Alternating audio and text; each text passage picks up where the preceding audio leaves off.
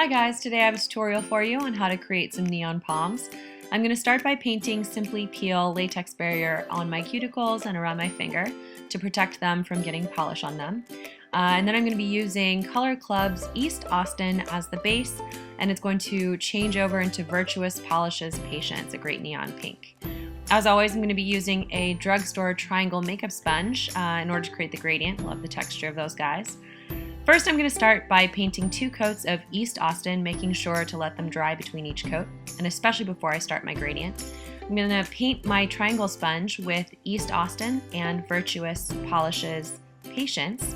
The most important step here is really to make sure that the polishes themselves are layered on the sponge before I put them on my finger. And now I'm going to make sure to sponge really lightly onto my finger.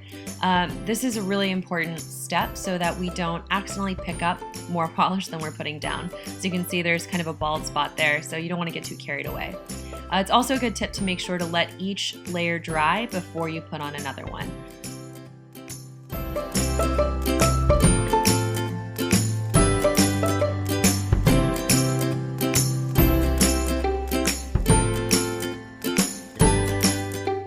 And here's a little trick for you. I actually use white acrylic paint mixed with water in a striping brush container to do all my white details, and that's what I'm going to be actually using here. So you want to start by visualizing where you want your palm to go. This usually takes me a really long time. It's just a matter of picturing it in your head how you want the composition of the nail to look.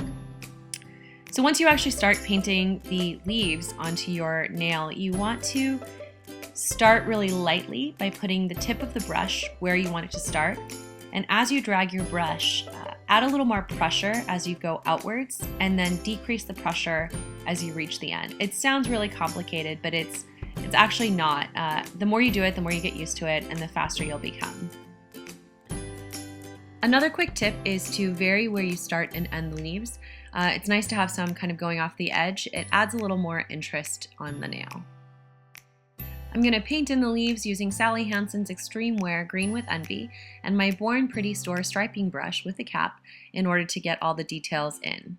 Using the same technique as before, make sure you're filling in the white leaves with a lighter green polish. It's okay if it's not perfect. It actually adds a little depth to the leaves themselves, so don't put too much pressure on yourself and kind of just enjoy the process.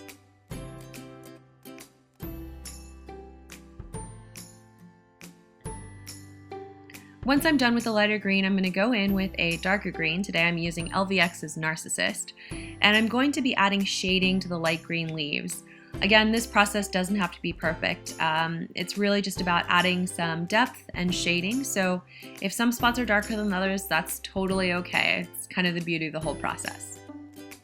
Once we're done highlighting with the darker green, we're going to go through and actually do the same steps over again. I think that this actually creates a more layered look that adds a little more depth and makes it a little bit more realistic. This is also a great opportunity to practice this technique. It's always great to have just one palm branch on a nail. It looks really clean and simple. But if you want to add a little more interest, it's always fun to add 1 or 2 nails that are a little bit more exciting with 2 branches on it.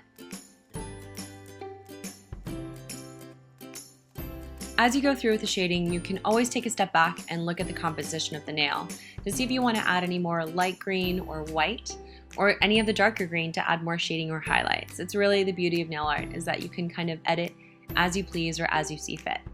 So make sure to tag me at NinaNailedIt. I'd love to see your recreations. I've seen some amazing things so far, and I can't wait to see what you guys paint. Don't forget to like and subscribe and comment and let me know what you'd like to see next.